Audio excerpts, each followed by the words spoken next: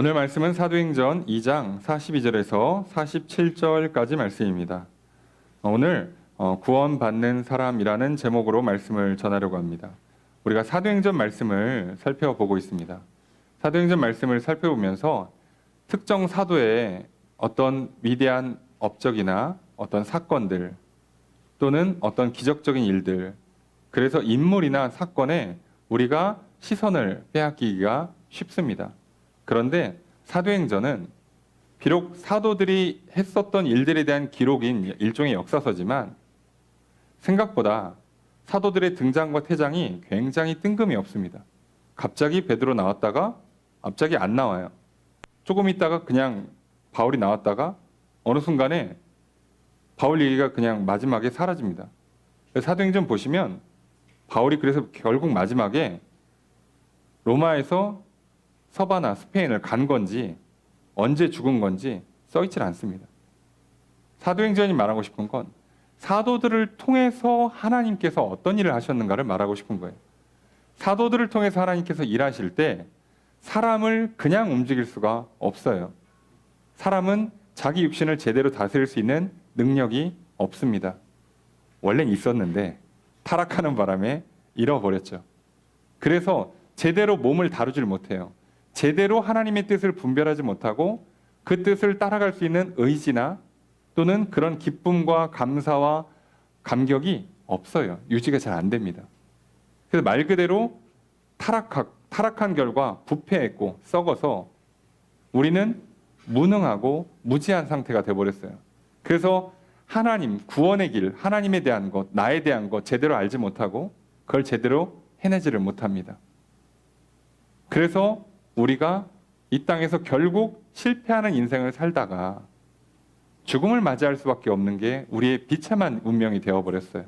하나님께서 이 문제를 풀어주십니다.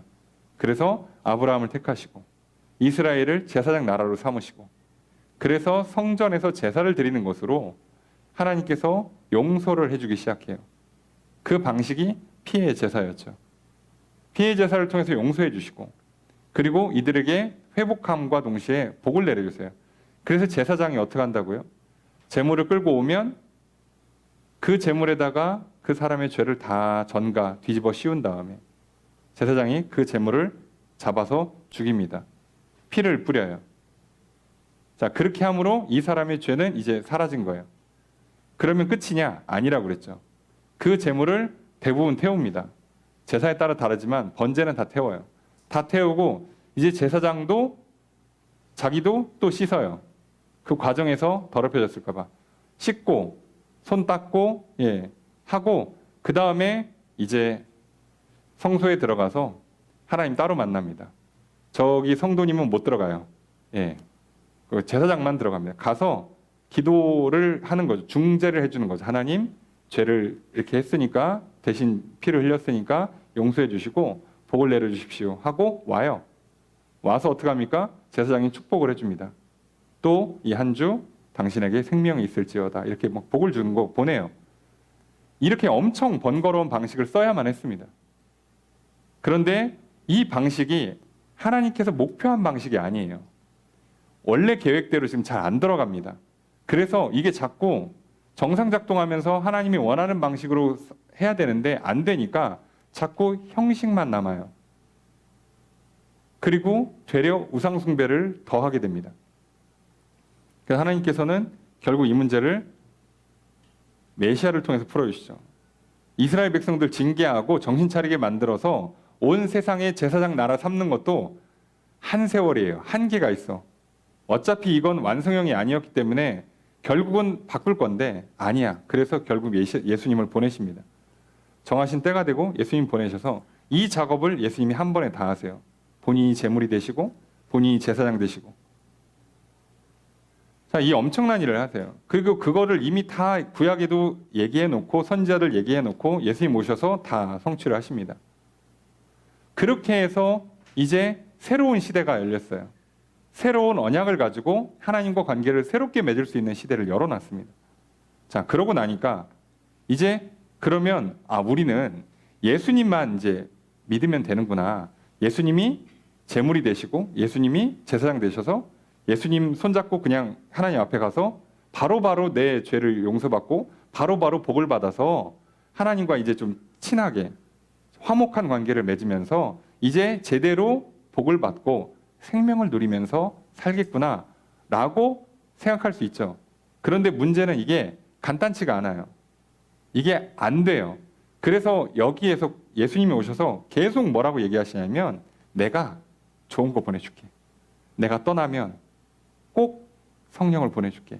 라고 계속 말씀하세요. 왜요? 예수님께서 아시는 거예요. 혼자서는 이거를 못한다는 걸. 그래서 너희들이 기도할 가르쳐줄 때마다 기도하면 좋은 거 준다니까 그리고 그러면 구하면 성령을 주게라고 계속 반복하시는 거예요. 우리가 생각하는 기도는 우리의 소원을 하나님이 들어주시는 걸로 생각하는데 예수님은 기도를 가르쳐 주실 때마다 대부분 뒤에다가 성령을 보내신다고 가르쳐 주세요. 우리의 먹고 사는 문제보다 이 땅에서 조금 내 생각과 계획이 이루어지는 것보다도 훨씬 더 중요한 문제란 얘기예요. 이게 진짜 복이라고 얘기해 주는 거예요. 그래서 성령을 보내주시겠다고 약속하셨고 그리고 예수님의 부활과 승천하실 때 마지막 또 그거예요. 내가 이제 하늘 올라가. 너희들 몇 날이 못 되면 성령을 받을 거야. 그럼 너희들이 능력 받고 땅끝까지 증인이 될 거야. 그러니까 예루살렘 떠나지 말고 기다리고 있어. 마지막도 사실은 우리는 보통 증인이 되라는 사명을 주셨다고 많이 알고 있어요. 맞아요. 사명을 주셨어요. 근데 그 사명은 절대 혼자서 못합니다. 그래서 처음부터 예수님도 너희들 성령 받기 전엔 어차피 증인이 못 돼. 증인하고 싶어도 못 해. 증인하려고 나서봐야 사실 잡혀 죽어. 상황이 지금 좋지도 않아요. 그리고 니들 그럴 용기도 없잖아. 못한다니까. 그래서 지금은 뭐 하라고? 성령 받을 때까지 기다려. 자, 기다리라고 했더니 제자들이 기도하고 성경을 보면서 기다렸어요. 그래서 우리는 또 착각하죠. 아, 기도하면 성령 받는구나. 자, 기도하셔도 성령 받고요. 성경 읽으셔도 성령 받고요. 예배 드리셔도 성령 받습니다. 왜요? 하나님도 이걸 무조건 주셔야 돼요. 어쩔 수가 없습니다. 여러분, 우리가 신앙생활을 절대로 혼자서 못합니다. 성령님 없이도 못하고 혼자서 당연히 못해요. 그러니까 성령님의 도우심도 필요하고 여러분 교회로 모여서 성도로 함께 교제하면서 예배하지 않으면 신앙생활은 불가능합니다. 코로나를 겪으면서 많은 가나안 성도님들이 이렇게 양산되셨잖아요. 교회 안 나가시는 성도님들. 예. 그래서 안 나가를 바꿔서 가나안이라고 부르는데 가나안 성도님들. 예, 앉아서 예배드리고 나는 인간관계 너무 피곤해. 교회 요즘 너무 이상해. 타락했어. 나 그거 보기 싫어. 그 말도 맞아요. 그 상한 심령을 목회자인 제가 이해 못하는 건 아닙니다. 그런데요. 그래도 왜 하나님께서 나오라고 하냐면 혼자서 못하니까요. 오죽했으면 예수님께서 제자들한테 비유로 뭐라고 얘기해요? 자, 밭에 원수가 와서 가라지를 뿌립니다. 그걸 종들이 본 다음에 주인님, 원수가 와가지고 가라지 뿌리고 왔습니다. 저거 뽑을까요? 그때 예수님 뭐라고요? 뽑지 말라고 하세요. 왜요? 그거 뽑다가 알곡도 다친다고. 여러분 오늘 우리가 어쩔 수 없어요. 이 땅에 사는 동안에 조금 어느 정도는 그러려니 하세요. 그러려니 하시고 자 도저히 안 된다 그러면 그죠? 그러면 우리에겐 좋은 방법이 하나 있어요. 여러분 성령님께서 가르쳐 주신다고.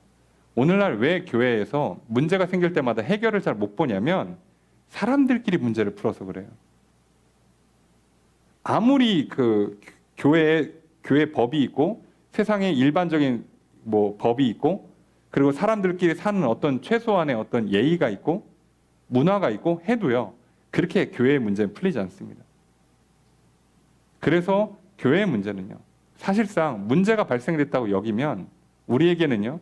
성도들 간에 이 문제를 풀 수 없으면 유일한 길이 하나님 앞에 푸는 거예요. 그 길을 열어주시는 분이 예수님이고 그 관계를 유지시켜 주신 분이 성령님이시잖아요. 방법이 없어요. 여러분이 정말 그 문제를 놓고 기도하시면 성령님께서 놀랍게도 교회를 바꾸시는 게 아니라 내가 그 문제를 어떻게 풀어야 되는지 나에게 답을 주세요. 그래서 문제가 풀립니다, 여러분. 그래서 해보신 분들은 알아요. 그리고 개인적인 경험입니다만 저도 이제 그 전도사 시절에 이렇게 제가 맡은 중고등부 아이들을 놓고 기도를 하는데 제가 의도한 바대로 하면 교회랑 좀 충돌이 날 것 같은 거예요. 또는 교회 중직들, 장로님들이랑 이렇게 모인 회의에서 한 거랑 안 맞아요, 지금 뭐가. 그래서 저는 너무 그렇잖아요. 그걸 따르자니 지금 애들 상황에 너무 안 맞고, 그렇다니 애들 상황에 맞춰자니 교회랑 싸워야 되는 상황이 됐고, 나는 여기 저기 고용된 입장인데 어떻게 보면 어떻게 하지? 해서 할 수 없이 그냥 기도하는 거예요. 도와달라고 성령님. 어떻게 하면 좋겠습니까? 그때 저에게 개인적으로 주시는 말씀이 있어요. 그리고 그 말씀을 듣고 따름으로 결과적으로 저도 살고 애들도 살고 교회도 충돌이 안 났습니다. 예. 뭐, 예. 다 얘기 드릴 수는 없지만. 그렇게 돼요. 그렇게 풀리고 나서 아는 거예요, 제가. 아, 이 문제의 본질이 뭐구나. 여기서 어떻게 하는 걸 하나님 기뻐하시는 걸 알게 되는 거예요. 자, 이렇게 하나님께서는 결국 우리에게 성령을 부어주시는 게 어떻게 보면 결국 목적이 되는 거예요. 결국 예수 그리스도를 믿고 죄를 용서받는 사람들에게는 이제부터 성령님이 얼마나 함께 하시면서 성령님의 도움을 잘 받고 성령님의 을 힘입어서 살아가느냐에서 승부가 이미 나기 시작하는 겁니다. 이 싸움을 싸우는 거예요.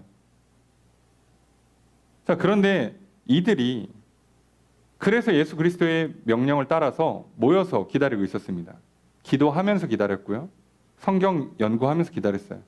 기다리던 중에 성령 임합니다. 우리는 그걸 마가의 다락방에서 성령을 받는 오순절 성령 강림 사건이라고 부르죠. 오순절 맞춰서 임하셨어요, 성령님이. 자, 그런데 이들에게 성령이 임하는 것이 보통은 이렇게까지는 안 하는데 특이하게도 이들에게 특별한 현상이 나타나는 게 방언을 말하기 시작했어요. 여기서 말하는 방언은 순수 외국어입니다.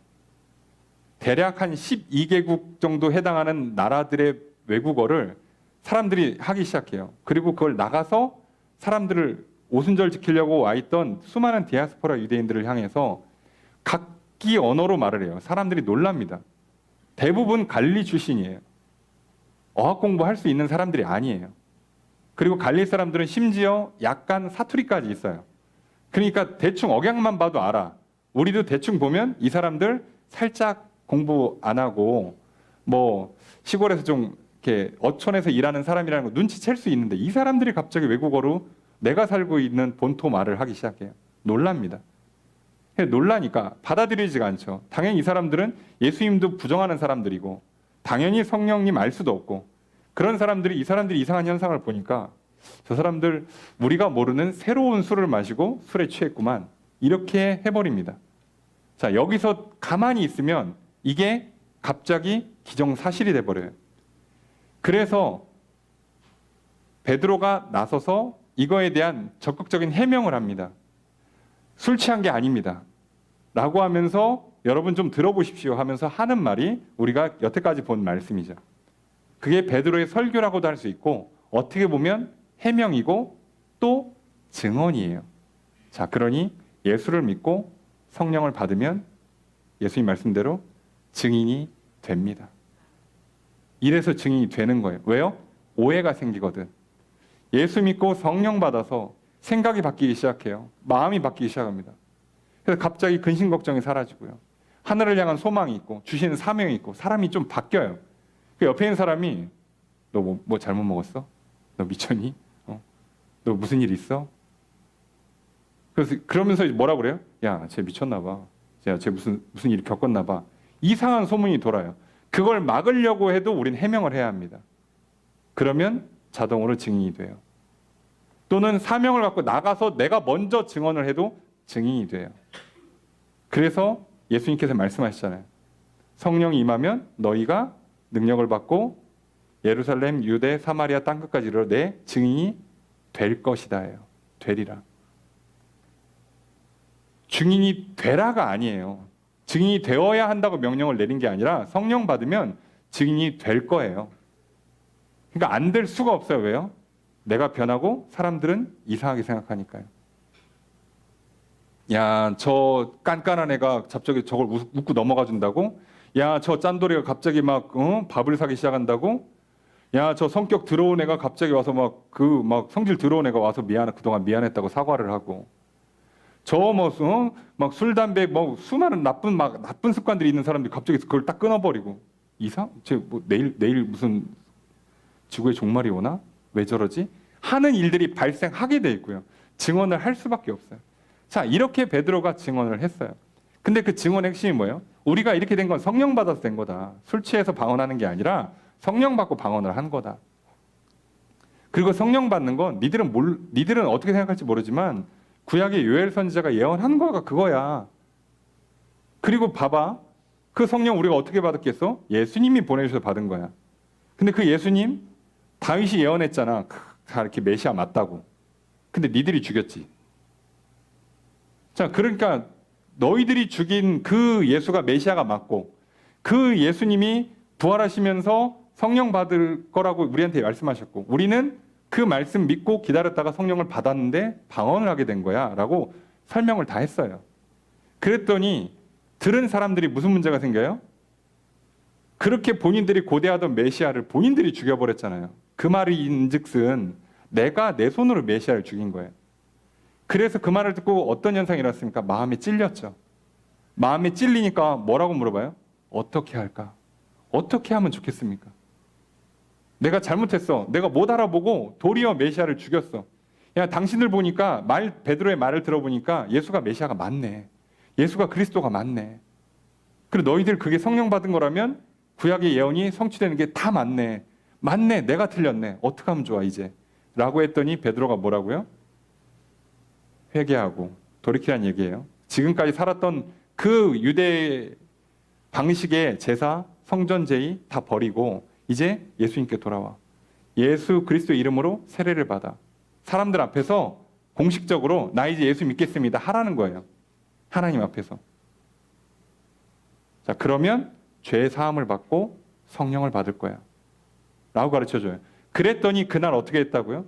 그날 사람들이 그걸 따라서 세례를 받고 예수를 믿기로 결정했어요. 무려 3,000명이. 그때 베드로가 한 말이 뭐예요? 이렇게 내가 하라는 대로 하면 너희들이 이 패역한 세대에서 구원을 받을 것이다. 그러니까 구원받으라고. 그렇게 해서 3,000명이 구원을 받았습니다. 자, 구원받은 사람들이 이제 어떻게 살까? 우리한테는 이제 이 문제잖아요. 자, 좋아. 자, 그러면 제자들은 그렇다 치고 처음 120명 마가다락방에서 성령 받은 사람들은 그렇다 치고 이제 이 3,000명쯤 되면 이제 어떻게 해야 되는 거지 이제? 이제 이들은 어떻게 예수를 믿고 어떻게 살아갈까? 구원 받으라고 해서 구원 받았어요. 예수 믿고 세례 받고 회개하고 다 했어. 자, 그래서 진짜 용서를 받고 성령까지 임했어. 이들이 어떻게 살았을까? 오늘 성경은 그걸 얘기합니다. 근데 이렇게 이해를 안 하고 사도행전 2장 42절, 47절만 다 그냥 끊어서 보면 우리가 이런 교회의 모습을 갖춰야 될 거라고 생각을 해버려요. 반대가 되죠. 그럼 마치 유교나 불교처럼 이게 정답이고 이걸 향해서 가자라고 돼버려요. 아니, 예수 믿고 성령 받은 사람들은 이렇게 살더라라고 일종의 가이드를 지침으로 삼아야 되는데 이게 목표예요. 어떻게든 우리 이렇게 해야 돼. 자, 이렇게 하면 못합니다. 안 될 겁니다. 성공한 사례가 없어요. 그래서 오늘 우리는 과연 구원받은 사람들이 모여서 이제 어떻게 교회를 이루는가? 이걸 보려고 그래요. 사도행전은요, 하나님께서 성령을 보내셔서 개인을 구원하시고 구원받은 사람들이 모여서 교회를 세우고 그 교회가 확장되는 걸 기록한 역사입니다. 그러니까 오늘 우리는 사도행전을 통해서 하나님께서 오늘도 내게 베풀으시는 구원의 은혜, 어제 받았으니까 끝난 게 아니고요. 구원의 은혜. 어떻게 그 구원의 은혜 가운데 내가 오늘 내 영혼이 성령님 안에 늘 도움받고 예수 그리스도를 믿고 의지해서 오늘 내 안에 성전이 이루어지고 내 안에서 하나님과 교제하는 것들이 어떻게 이루어지는가? 두 번째로 나와 같이 구원받은 사람들이 모여서 함께 어떻게 교회를 이루고 신앙생활을 할 것인가? 그리고 나아가 이제 그것이 보통은 1번이 가정이죠. 가정으로 세상으로 나가서 믿지 않는 사람들에게 어떻게 복음을 전해서 저들도 구원받는 사람이 되게 할 것인가. 이 역사예요. 거기에 등장하는 인물이나 사건들은 조금 잊어도 됩니다. 그럼 오늘 우리가 보고자 하는 건 처음 구원받았던 사람들이 이렇게 살았구나.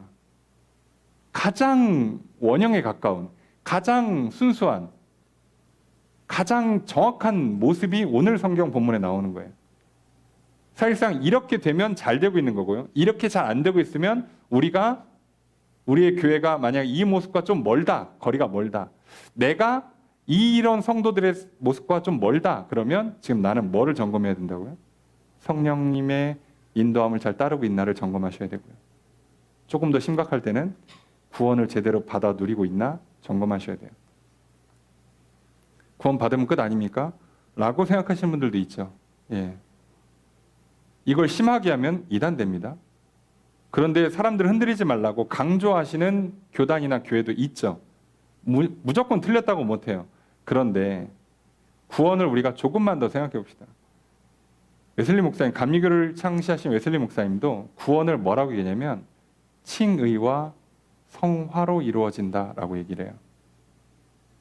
여러분, 예수 믿고 용서받으면 끝난 게 아니잖아요. 왜요? 뒤로 넘어갈 수 있죠. 넘어질 수 있죠. 성경은 단 한 번도 끝까지 무조건 살아서 간다라고 얘기하잖아요. 넘어지면, 지면, 돌이키면 안 된다고 얘기하죠. 그래서 계시록에서도 끝까지 견디는 자, 이기는 자에게 하나님 나라가 허락되는 거죠. 그래서 칭의에서 구원이 끝나는 게 아니라 성화도 구원이 포함되어 있어요. 그러니까 우리는, 예수 믿고 나아간 우리들은 성화의 과정을 잘 가고 있는가를 점검해 보셔야 돼요. 어떻게? 오늘 이들이 보여준 이 교회의 모습과 우리의 교회가 비슷한지, 오늘 이들이 하고 있는 모습과 나의 모습이 비슷한지를 점검하시는 거예요. 야, 우리 교회가 이런 교회가 됩시다. 죄송한데 어려울 것 같습니다. 쉽지 않습니다. 예. 그렇게 되는 게 아니에요. 우리끼리 힘을 모은다고, 이렇게 머리에 띠를 메고 두 주먹 불끈 쥐고 한다고 될 문제가 아니에요. 여러분, 이거 우리의 생각과 마음으로 구현할 수 없는 상태라는 걸 보셔야 돼요. 오늘 과연 어떻게 처음 구원받았던 사람들이 어떻게 하나님의 뜻에 가장 부합한 형태인, 그런 순수한 형태인 초대교회의 모습을 만들었는가, 우리가 이걸 보려고 합니다. 그리고 오늘 이것을 통해서 우리도 나의 신앙을 점검해보고 우리의 교회의 모습을 점검하려 합니다. 그리고 나도, 우리도 이런 모습으로 하나님 앞에 나아가려 합니다. 오늘 이 말씀을 듣는 저 여러분들 가운데 이 말씀 그대로 이루어지기를 소망하고 이 말씀을 믿음으로 받아들이는 이 시간 되기를 소망합니다. 오늘 우리 예배를 받아주시고 또 복을 내려주시는 주님의 크신 은혜가 함께 있기를 주의 이름으로 축복합니다. 그럼 도대체 구체적으로 어떻게 교회의 모습이 만들어지는가 말씀을 살펴보겠습니다. 42절 말씀 함께 읽습니다. 시작.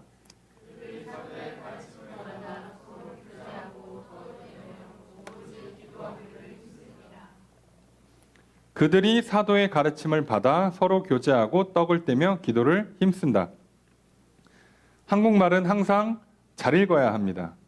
잘못 읽으면 문장이 확 틀어지는 경우가 있어요. 네. 그들이라고 되어 있는 건 이제 예수를 믿고 세례받은 사람들을 말해요. 여기서는. 자, 그 사람들, 그러니까 베드로의 설교를 듣고 돌아섰던 한 3,000명에 해당하는 사람들이 어떻게 했냐? 사도의 가르침을 받았다. 문장이 이렇게 되어 있어요. 첫 번째, 사도의 가르침을 받았다. 두 번째, 서로 교제한다. 세 번째, 떡을 뗀다. 네 번째, 기도한다요. 그거를 힘썼답니다. 자, 이게 한국말이랑 조금 지금 읽으신 거랑 느낌이 살짝 다르죠. 원문을 읽으면 그들이 계속 애를 썼다예요. 계속 노력했다라는 뜻이 돼요. 문장의 서술어는 힘썼다예요. 힘썼다. 근데 한국말을 그대로 읽으시면 가르침을 받았고 교제했고 떡을 뗐고 기도를 힘썼다라고 생각하시죠. 아니요. 그들이 가르침 받기를 힘쓴 거고요. 교제하기를 힘쓴 거고요. 떡을 떼기를 힘쓴 거고요. 오로지 기도하기를 힘쓴 겁니다. 네 가지란 거예요. 네 가지를. 자, 이 네 가지가 그러면 우리는 초대교회의 성도들이 어떻게 했는가에 대한 가장 큰 틀 네 가지를 받는 거예요. 첫 번째, 가르침을 받습니다. 우리식으로 얘기하면 설교 듣고 성경 공부하고 그리고 뭐 속회 같은 소그룹 모임하고 했단 얘기예요. 그렇게 배워야죠. 자, 그럴 수밖에 없는 게 지금 이들에게요. 구약 성경밖에 없습니다. 아직 신약 성경이 만들어지지 않았어요. 구약 성경밖에 없는 상태에서 심지어 교회는 형태도 아직 없어요. 그래서 이 사람들이요. 어디서 모였냐면 성전에서 모였습니다. 그리고 각 가정에서 모였어요. 그러니까 우리가 말하는 것처럼 큰 건물이나 장소를 만들어서 교회라는 형태로 아직 안 모였어요. 처음이에요, 지금 처음. 오순절에 성령 받고 지금 하루밖에 안 지났어. 그러니까 없어요, 아직 그런 형태가. 그래서 이들이 어떻게 했느냐? 항상 모여서 배우기 힘쓴 거예요. 그러니까 아직 뭐가 안 갖춰져 있으니까. 자, 그러니까 우리한테 이거 굉장히 중요합니다. 신앙생활에 있어서 기본은 듣는 거라고 그랬잖아요. 받는 거. 잘 듣고 잘 받아들여야 돼요. 자, 그래서 가르침 받는 걸, 말씀을 배우는 걸 힘썼어요. 이들에게는요, 성경도 없고요. 예수님 만난 적도 없는 사람들이 3,000명이란 말이에요. 그러니까 예수님을 통해서 3년간 구약의 말씀들을 해석받았던, 예수님을 실제로 경험했던, 그리고 지금 성령님을 통해서 구약의 말씀들이 다시 제대로 해석되기 시작했던 이 사도들이 가르쳐줄 수밖에 없어요. 오늘 그래도 우리는 좀 좋습니다. 왜요? 신약 성경도 있고 많은 해설집들도 있고 그리고 역사적인 여러 가지 그 경험들을 통해서 알 수 있는 정보들이 참 많아요. 그래서 스스로도 마음만 먹으면 어느 정도는 할 수 있습니다. 성경 공부를. 할 수는 있어요. 예.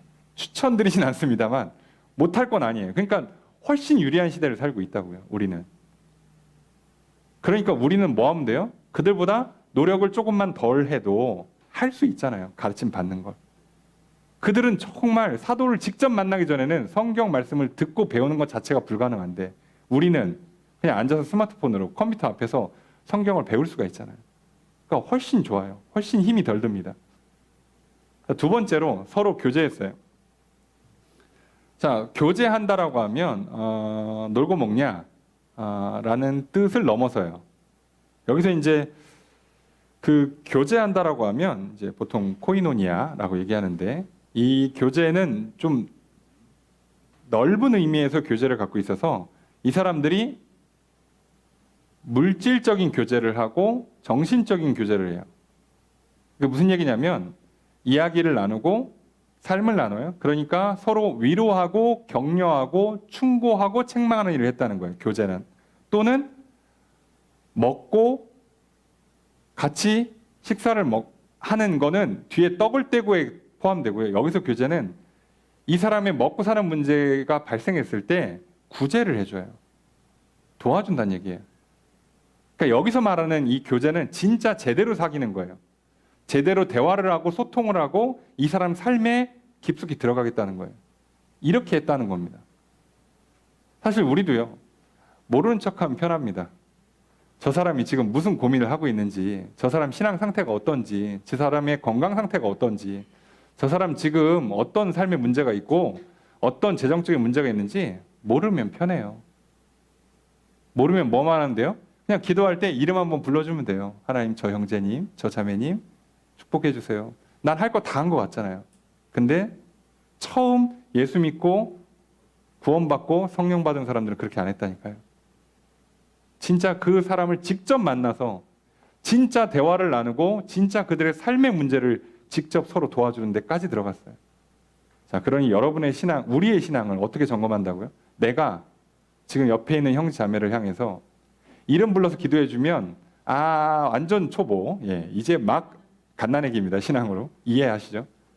그러니까 한 명 한 명 찾아가면서 내가 손 내밀어주고 교제하고 그들과 대화하고 무슨 문제가 있나, 무슨 어려움이 있나, 또는 간증을 듣기도 하고 또 내가 그럼 거꾸로 격려도 받죠. 그러니까 위로와 격려 또는 책망, 권면 이런 거를 나누고 그리고 실제로 어려운 게 있으면 도와주는 거예요. 그걸 내가 하고 있냐 하고 있지 않냐로 내 신앙 상태를 점검하시는 거라고. 우리 교회가 그것이 잘 이루어지고 있는가를 통해서 교회의 상태를 제가 점검하는 거예요. 이렇게 보시는 거라고요. 세 번째가 떡을 뗀다요. 떡을 뗀다는 두 개로 나눠서 봐야 돼요. 하나가 애찬이고 하나가 성찬입니다. 애찬은 말 그대로 사랑의 식사, 식탁 교제고요. 성찬은 예수님 하신 것처럼 그 빵과 포도주를 떼면서 그 예수님의 그 마지막 죽으심을 기념하는 의식이죠. 그런데 이걸 왜 그냥 떡을 뗐다라고 표현을 하냐면 성찬을 받았다고 안 하고 왜 떡을 뗀다고 그러냐면 두 개를 동시에 진행해서 그래요. 그 당시에는. 지금과 다릅니다. 그 당시에는요. 많은 사람들이 제대로 못 먹었어요. 이 문제가 나중에 고린도 교회의 경우에는 그래서 먹고 살 만한 사람들끼리 자기들끼리 먼저 먹는 치사하게. 자, 왜요? 바리바리 이렇게 다들 싸우고 나누는데 못 먹는 사람들이 있으니까 나눠주면 사실 나는 이만큼 싸웠는데 많이 못 나누잖아요. 특히나 또 사람들이 잘 사는 사람들끼리 서로 어차피 이미 친분이 있단 말이에요. 그리고 그들끼리 교회를 나와 있어요. 나는 이 그룹이랑 어울리고 싶은데 교회 오면 우리끼리 싸운 그 음식의 상당수가 저쪽으로 넘어가요. 저 가난한 자들한테 넘어가요. 싫었겠죠. 자, 그래서 먼저 먹습니다. 바울이 엄청 혼내키죠. 예, 그렇군 집에 가서 먹으라 그러고, 뭐 먹으러 교회 왔냐 그러고, 그죠? 그 얘기가 그렇게 나온 거예요. 그래서 그렇게 나온 거고, 그래서 이 당시에는 그래서 무슨 문제를 그 문제를 막으려고 성찬 때 배고파가지고 빵을 찢어서 포도주에 찍어서 먹는데 여러분 같으면 배부른 사람이야 조금만 찢어서 이렇게 하면 의식적으로 하면 되지만 배고픈 사람들은 본능적으로 많이 찢게 돼 있어요. 자, 그러면 의식이 틀어져요. 그래서 미리 먹이고 시작합니다. 그렇게 해서 애찬을 먼저 하고 성찬을 하는 거예요. 이렇게 했어요. 그러니까 떡을 뗀다가 이게 같이 포함되어 있어요. 근데 이걸 가정에서 할 때는요. 성찬식 안 하고 애찬만 하기도 해요. 그러니까 이게 그냥 섞여 있습니다. 지금은 성찬을 자주 안 나누죠. 개신교는 매주 안 합니다. 그죠? 1년에 한두 번밖에 안 하죠. 그러니까 우리에게는요. 사실상 애찬이 굉장히 중요한 의식이에요. 그래서 예배 후에 식사 교제하는 게 사실 교회 입장에서는요. 꽤 힘듭니다. 시간과 비용이 많이 들고요. 봉사하는 손길들이 많이 필요해요. 그죠? 주방에 봉사하시면 힘들어요. 그죠? 특히 여름에 막 덥고 땀나고. 그러니까 힘든데도 왜 하냐면 이게 해야 되는 일이에요. 이게 하나님께서 우리에게 원하는 모습이고 우리가 정말 예수 믿고 용서받고 성령을 받아서 새 사람이 되면 이렇게 하게 되어 있다는 뜻이에요. 거꾸로 얘기하면 그렇게 나누고 교제하고 베풀고 싶어 한다고. 근데 이 마음이 사라졌다. 그럼 이제 어떻게 하는 거라고요? 아, 내 신앙이 상태가 안 좋다. 믿음이 약해졌구나. 이렇게 보는 거예요. 우리 중에 누구도 주방에서 봉사 안 하고, 심지어 식사하는데, 저기 오늘 주방 봉사하신 분들, 오늘 밥이 덜 익었어. 뭐 국이 짜. 자, 이거 시작하면 어떻게 된 거예요? 입맛이 까다롭고 그게 아니에요. 지금 내가 신앙 상태가 안 좋다고 보시는 거예요. 우리는 아무도 이렇게 접근을 안 해요. 한때는 뭐까지 했었냐면요. 교회에서 이런 문제를 막으려고요. 전문 그 요리사를 고용을 해요. 아예. 또는 외주를 맡겨버리기도 합니다. 그리고 코로나 끝난 이후에 지금 많은 교회들이 이 문제 때문에 골치 아파요. 주방 봉사는 힘들고 그리고 사람들이 입맛이 제각각이라 하여간에 꼭 누군가는 말이 나오고 봉사하신 분들은 상처받고 교회 입장에서는 이래저래 돈 많이 들어가고 시간 많이 들어가는데 별로 얻는 것도 없고 여기저기 다 불만이야. 자, 이런 문제가 발생하게 돼 있어요. 그래서 우리는 이걸 그렇게 접근하시면 안 돼요. 참고 위로하고 격려하고 사랑으로 섬기는 겁니다. 그게 아니고요. 우리가 정말 예수를 믿고 용서받고 성령 받고 그래서 우리 안에 정말 하나님과 화목한 관계 그래서 믿음이 채워지고 사랑이 채워지고 평안이 넘치고 하면 떡을 떼게 되어 있다고요. 이렇게 가는 게 정상 모드라고요. 이게 기본이라고 보시고 이거를 통해서 거꾸로 보는 거예요. 그런데 내가 가만히 안 자고 에헴 하고서는 왜 오늘은 국이 안 나와요? 김치가 덜 익었네. 자, 이러면 여러분 회개하러 가시는 게 맞는 거예요. 이해되십니까? 그리고 우리가 그렇게 알고 옆에서 얘기해 주는 거예요. 형제님 지금 자매님 오늘 믿음이 안 좋으신 것 같습니다. 오늘 무슨 문제가 있습니까? 라고 격려해 주고 책망해 주셔야 돼요. 여러분이 안 하면 제가 하는 거고요. 그렇게 하는 게 맞다고요. 이게 기본이었어요. 그 다음에 오로지 기도하기를 힘썼다. 예, 너무 당연한 얘기를. 예, 기도하기 힘쓰는 겁니다. 기도를 덜 한다, 기도를 안 한다, 기도를 쉰다. 예, 이제 뭐 사실 얘는 설명 안 들어도 아시죠? 예, 벌써 내가 갔구나. 요즘 뭐가 좀 문제가 있구나. 벌써 아실 수 있죠. 옆에서 봐도 알죠. 기도하는 분이 기도를 안 해. 요즘 막 기도도 안 하고 뭐 기도 제목 얘기해도 저는 기도할 게 별로 없고요. 예, 그냥 뭐 목사님이 알아서 기도해 주세요. 막 자꾸 이렇게 넘어간다. 그럼 뭐가 상태가 안 좋은 거예요.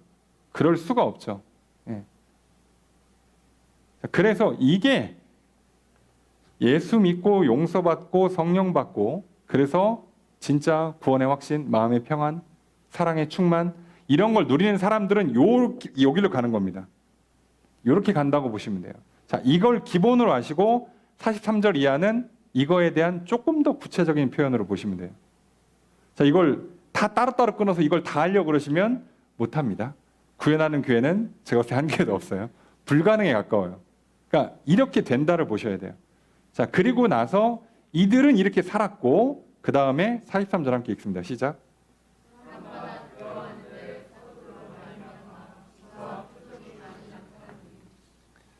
자, 여기서 42절에 그들이는 믿은 사람들이고요. 구원받은 사람들이고요. 43절에 사람마다는 안 믿는 사람들 얘기하는 거예요. 자, 그래서 해석을 잘 하셔야 돼요. 믿지 않았던 사람들이 두려움을 느껴요. 여기서 두려움은 공포가 아니라 영어로 번역하면 또는 어썸이라고 번역하는 경외예요, 경외. 뭔가 초월적인 존재를 의식하게 되는 거죠. 뭐가 있는데. 왜요? 왜 그러냐? 뒤에 보니까 사도들로 말미암아 기사와 표적이 많이 나타나니까.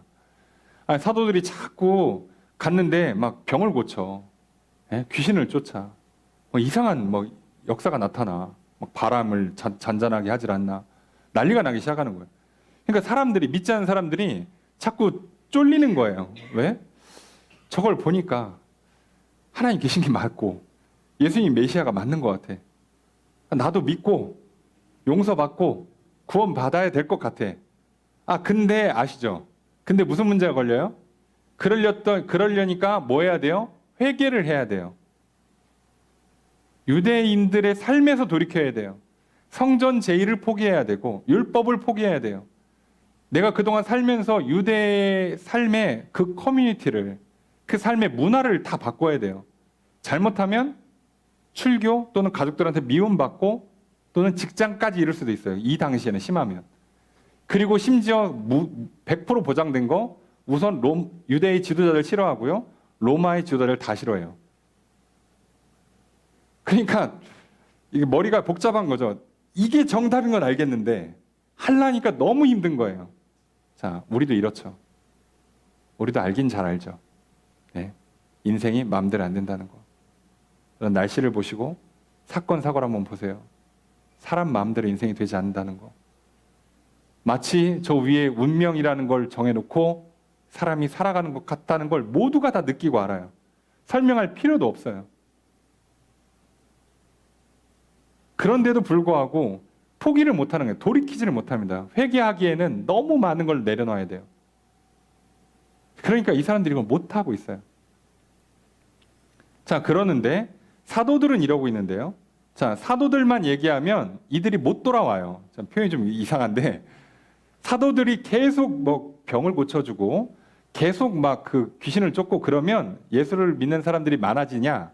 생각보다 많아지지가 않아요. 자, 사람들은 뭘 본다고요? 옆에 사람을 본다고요. 사도를 보는 게 아니라, 지도자를 보는 게 아니라 내 옆에 사람을 본다고. 실제로 교회에는요, 목사를 보고 따라하는 것보다요, 권사님 보고 따라하는 경우가 훨씬 많습니다. 그래서 옛날에 뭐라고까지 얘기했냐면, 교회가 잘 되려면 권사님들의 신앙이 좋아야 돼. 이렇게 가르쳤어요. 왜요? 다수의 성도들은요, 교회 오래 다니신 권사님들 보고 그대로 따라하거든요. 목사님 따라하는 게 아니에요. 목사님 어차피 예배 시간밖에 못 봐. 그러니까 못 봐. 볼 수 있는 시간이 제한돼 있어. 그러니까 따라하지를 못해요. 그래서 지금 사도들이 하고 있는 걸로는 반응이 없는데 뒤에 44절 이하에 믿는 사람들이 어떻게 하는가와 그 결과물이 나와요. 오늘 44절 보면 믿는 사람들이 이제 어떻게 하느냐? 사도들은 원래 하던 대로 하죠. 말씀 전하고 그러다 보면 막 병도 낫고 막 귀신도 쫓고 했는데 이걸로는 사람들이 경외만 느껴요. 두렵기만 해. 자, 그런데 믿는 사람들은 함께 모이기 시작합니다. 모이기를 힘쓰죠. 자, 아까 얘기했던 거의 확장판이에요. 구체적으로 설명을 합니다. 물건을 서로 통용한다. 물건을 서로 통용한다. 나누기 시작해요. 자, 이게 통용한다가요. 이게 좀 전달한다는 뜻인데 이 물건이 전달되는 얘기는 내 있는 물건 싹 다 팔아서 가져온다는 얘기가 아니고요. 남는 물건이 흘려간다는 얘기예요. 이 통용의 개념은. 내가 안 써? 그러면 필요한 사람 주는 거예요. 집에 2벌 있는데 저 사람이 그런 게 하나 필요하대요. 나 남는데? 줄게. 자, 이렇게 물건이 필요한 사람한테 가요. 자, 이게 하나님의 나라는요. 필요한 사람들한테 필요한 게 들어가는 거예요. 하나님도 나에게 필요한 만큼만 주실 거라니까요. 여러분 오늘 내게 필요하지 않은 걸 요청하시면 대부분 기도가 응답이 안 됩니다. 그 기분 나빠할 게 아니고요. 필요가 없다는 뜻이에요. 그리고 필요한 건 공급해 주세요. 그리고 그거를 교회를 통해서 하시는 경우가 많습니다. 이렇게 하는 거예요. 필요가 공급되어지는 거예요. 그 다음에 그 필요를 공급하는 방식이 45절에 재산과 소유를 팔아서 각 사람의 필요를 따라 나눠줘요. 이때는 진짜 돈을 나눠주는 거예요. 자, 그런데 다 팔았다고 생각하시면 안 돼요. 자, 이거 다 팔았다 그러면 이단입니다. 자, 그게 아니고요. 재산과 소유 중에 역시나 필요 이상을 파는 거예요. 남는 걸 파는 겁니다. 여러분, 바나바가 막 집과 재산을 팔아서 막 가난한 자를 도왔다고 돼 있는데 다 파는 거 아니에요. 자기 집은 남기고 부자예요, 그 사람. 그래서 남는 집을 판 거예요. 내가 집이 2채, 3채 있을 필요가 없으니까 그걸 파는 거라고요. 그럼 갑자기 예수 믿고 막 성령 받으셔가지고, 예? 이제 막 한 20년, 결혼하고 막 20년 동안 모아가지고 내 집 마련했는데 그 집 팔고 막 그러지 마시고요. 예? 혹시라도 여러분 하나님의 은혜 가운데 물려받는 게 좀 있으시거나, 예? 아니면 능력이 좋으셔서, 그래서 집이 1채, 2채, 상가 1채 넘어가기 시작한다? 그러면 사실 나는 말 그대로 먹고 살만 하잖아요. 그때부터 우리는 이제 보통 뭐 합니까? 이때부터는 좀 더 맛있는 거, 좀 더 비싸고 좋은 옷, 먹을 거, 입을 거, 탈 거를 찾는데 그걸 안 한다고요. 표현이 좀 그렇습니다만 시내에서 주행만 하는데 제네시스가 왜 필요할까요? 그죠? 예, 필요 없어요. 그냥 소나타 그랜저 훌륭합니다. 내가 뭐 멀리 가고 뭐 그 사업을 한다 그러면 좀 비싼 차 필요하겠지만, 아니 나는 저기 뭐 아침에 출퇴근밖에 안 해. 그러면 예, 경차도 괜찮아요, 심지어.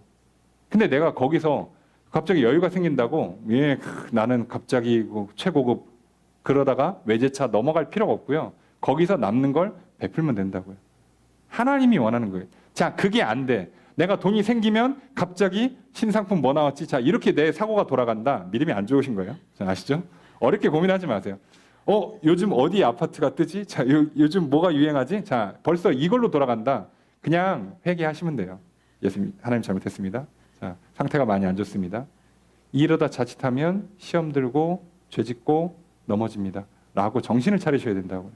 그렇게 보시는 거예요. 이렇게 하라가 아니라 이거 시킨다고 되지도 않아요. 이거는 믿고 구원받고 성령 받는 사람들이 이렇게 살게 되는 거지, 여러분 이렇게 사십시오 해봐야 하지도 않아요. 여러분 우리 여름에 수해가 날 것 같으니까 한 달 동안 열심히 우리 좀 아껴가지고 다들 얼마씩 냅시다 하면 여러분 마음이 좀 어려우실 거예요. 그러니까 그럴 필요가 없다고 아세요? 하지 않아도 여러분이 갑자기 나는 올 여름에 갑자기 이상하게 돈이 막 많이 벌려 남아. 근데 갑자기 수해가 났는데 이 지역에 가까운 교회 하나가 큰 어려움을 당했대. 그럼 여러분들 알아서 보내게 돼 있어요. 제가 시키지 않아도. 아니면 혼자 보내기 뭐하면 목사님 제가 그러니까 좀 교회 이름을 전달해 주세요. 그렇게 돼 있다고. 근데 만약에 여러분이 와서 목사님 제가 이번 달에 돈을 너무 많이 벌어갖고 차를 바꿨습니다. 기도해 주십시오. 그럼 제가 이제 기도할 때 마음이 좀 어려운 거죠. 목사인데 어떻게 축복 기도는 해요. 안 하진 않습니다. 예. 할 건 할 건데 문제는 복 받은 건 좋은데 자칫하다가는 위험하겠구나. 이렇게밖에는 마음이 안 드는 거죠. 그래서 저도 마음이 어려워요. 그렇다고 뭐 혼내 차 사는데 다시 팔으라고 그래?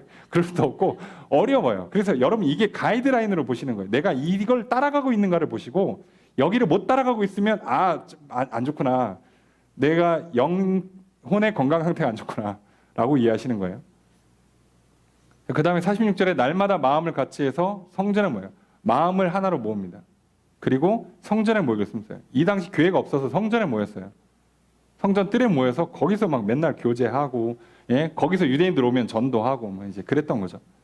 자, 집에서 떡을 떼며. 자, 거기서는 음식을 먹을 수가 없잖아요. 그러니까 집에서 식사 교제를 했든 성만찬을 했든 집에서 했어요. 근데 이거 굉장히 놀라운 게요.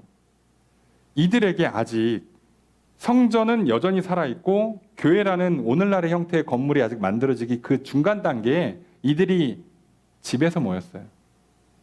근데 생각을 해보면 이 사람들이 이걸 할 수 있다는 건 대단한 거예요. 유대인들이 성전을 벗어날 수 있다? 대단한 겁니다. 여러분 대한민국 아직도 유교를 못 벗어나고 있어요. 아십니까? 네. 지금도 사람 돌아가시면요. 화장하고 어디다 묻히고 제사 어떻게 드리냐 놓고 장례식장마다 고민하고, 예? 부모님 재산 놓고 가족들끼리 싸움 나고 지금도 그러고 있다고. 예. 지금이 어느 시대인데, 예. 쉽지 않아요. 유대인들한테 성전을 벗어나서 모여서 예배를 드린다? 기적 같은 일이 발생하는 거예요. 왜요? 가능하니까. 그리고 그것 때문인지 모르겠습니다만 그래서 하나님께서 예루살렘에서 모여 있으라고 하니까 갈 데가 없으니까 제일 큰 집 마가의 다락방에 모였고 거기에 모여 있을 때 거기서 성령을 부어주시니까 이들은 성령을 처음부터 집에서 받았어요. 그래서 깨지는 겁니다. 여러분 오늘 가능하면 여러분들이 집에서 기도하다가 기도가 응답되고 여러분 집에서 기도하다가 놀라운 기적이 복이 임하는 일이 좀 많아지기를 주님 축복합니다. 그래 여러분들이 집에서 기도하는 게 더 편해지시고요. 그것 때문에 이제 여러분들은 삶의 터전으로 나가서 기도하는 게 수월해질 겁니다. 그 경험들이 있기를 소망하고 식사 기도할 때 은혜가 임하는 걸 많이 경험하셔서 누굴 만나도 기꺼이 막 기도할 수 있는 힘이 있기를 주님 축복합니다. 자, 이렇게 했던 거예요.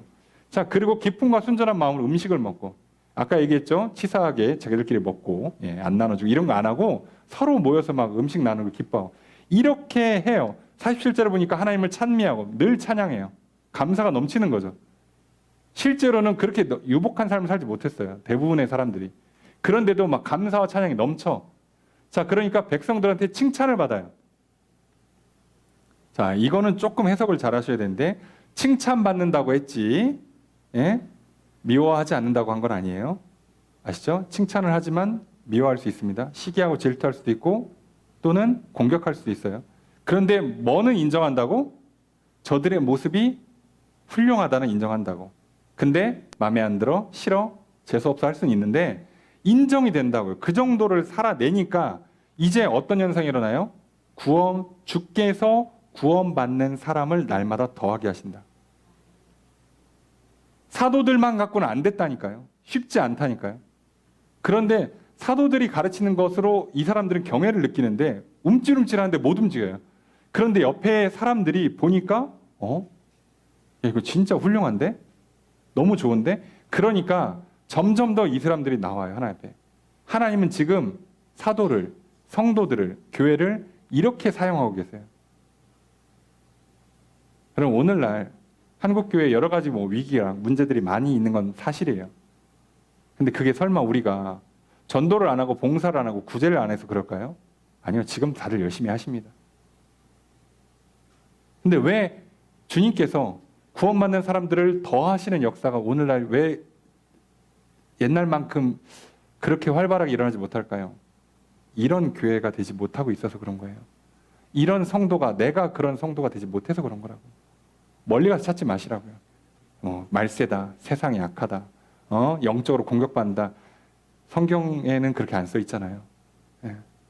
여러분 오늘 하나님께서 우리에게 어떻게 해야 구원받는 사람을 더해 주시는가를 보여주세요. 그리고 더 본질적으로는 구원받은 사람은 어떻게 살아야 되는 걸 보여주셨어요. 오늘 구원받는 사람은 이렇게 산다. 뭐 어렵게 볼 것 없이 처음 가르치는 4가지 꼭 기억하시고요. 예? 가르침을 잘 받고 교제하고 떡을 떼고 기도하는 거 힘쓰시고요. 그리고 사도는 사도대로, 성도는 성도대로 각자 자기의 일들을 제대로 해나갈 때 하나님께서 구원받을 사람들을 붙여주십니다. 그러면 나를 통해서, 우리 교회를 통해서 또 한 영혼 한 영혼 구원받는 놀라운 역사가 일어나게 될 것입니다. 오늘 구원받은 성도로서 오늘 이런 삶을 잘 살아가실 주님 축복합니다. 혹시라도 이런 모습에서 조금 벗어나 있다면 또 회개하시고 또 성령의 충만을 구하시고 또 하나님과 더 화목한 한 주를 살아가실 주님 축복합니다. 또 그렇지 못한 우리 교회의 모습이 있다면 교회를 위해서 또 기도해 주시고 우리가 이 문제가 풀리고 잘 나아갈 수 있도록 교회를 위해서 여러분 또 많은 위로와 격려와 권면과 기도를 해주시기를 부탁드립니다. 그렇게 할 때 또 교회를 통해서 또 많은 사람들이 주께 나와 구원받는 역사가 일어나게 될 것입니다. 오늘 또 새롭게 시작하는 한 주, 또 특별히 또 이제 올 하반기가 시작됐습니다. 구원받은 성도로서 이런 신앙생활을 잘 해나가시기를 주님 축복합니다. 또 구원받는 사람들이 더해진 역사가 나를 통해 우리를 통해 일어나는 하반기가 되길 소망합니다. 그렇게 하시는 주님의 크신 은혜가 오늘도 우리에게 구원을 베푸시고 우리에게 성령을 부으시는 하나님의 그 크신 은혜가 충만한 한 주 되시기를 주의 이름으로 축복합니다.